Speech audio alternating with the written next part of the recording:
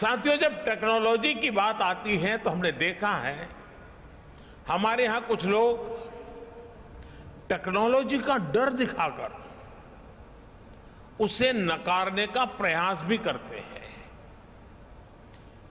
ये टेक्नोलॉजी आएगी तो ऐसा हो जाएगा, वैसा हो जाएगा। अब ये बात सही है कि एक जमाने में पूरे शहर में एक टावर हुआ करता था, उसकी घड़ी के घंट बजते थे और गांव का समय तय होता था। तब किसने सोचा था कि हर गले हर एक की कलाई पे घड़ी लगेगी? तो जो परिवर्तन आया होगा तो उनको भी अजूबा लगा होगा। और आज भी कुछ लोग होंगे जिनको मन करता होगा हम भी गांव में एक टावर बना दें और वहां भी एक बड़ी घड़ी लगा दें। किसी जमाने में उपयोगी होगा। यानी जो बदलाव होता है उस बदलाव के साथ हमें अपने को बदलना, व्यवस्थाओं को बदलना, तभी प्रगति संभव होती है।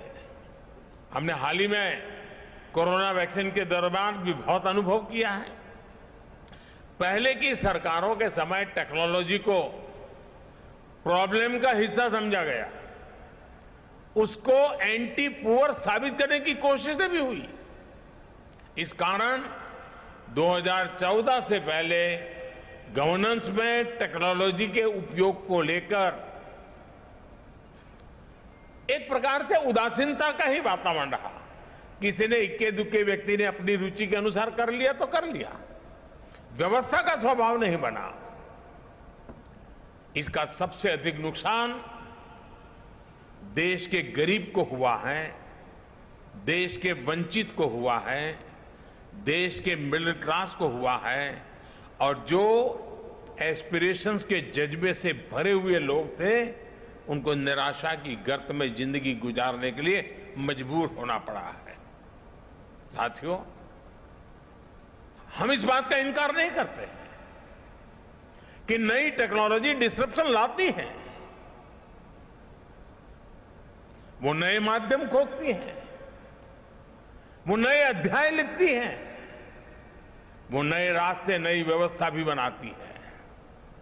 हम सभी ने वो दौर देखा है कि जीवन से जुड़े कितने ही आसान विषयों को कितना मुश्किल बना दिया गया था। मुझे नहीं पता कि आप में से कितने लोगों ने बचपन में राशन की दुकान पर अनाज के लिए, केरोसिन के लिए, चीनी के लिए लाइन लगाई होगी। लेकिन एक समय ऐसा था कि घंटों इसी काम में लाइन में लगे हुए गुजर जाते थे। और मुझे तो अपना बचपन याद है कि हमेशा एक डर रहता था कि कहीं ऐसा तो नहीं कि मेरा नंबर आने तक अनाज खत्म हो जाएगा, दुकान बंद होने का समय तो नहीं हो जाएगा। ये डर 7-8 साल पहले हर गरीब के जीवन में रहा ही रहा होगा। लेकिन मुझे संतोष है कि आज टेक्नोलॉजी की मदद से हमने इस डर को समाप्त कर दिया है। अब लोगों में एक भरोसा है कि जो उनके हक का है वो उन्हें मिलेगा ही मिलेगा। टेक्नोलॉजी ने लास्ट माइल डिलीवरी को सुनिश्चित करने में, सैचुरेशन के विजन को आगे बढ़ाने में बहुत बड़ी मदद की है। और मैं जानता हूं कि हम इसी गति से आगे बढ़कर अंत्योदय के लक्ष्य को प्राप्त कर सकते हैं। बीते 7-8 वर्षों का अनुभव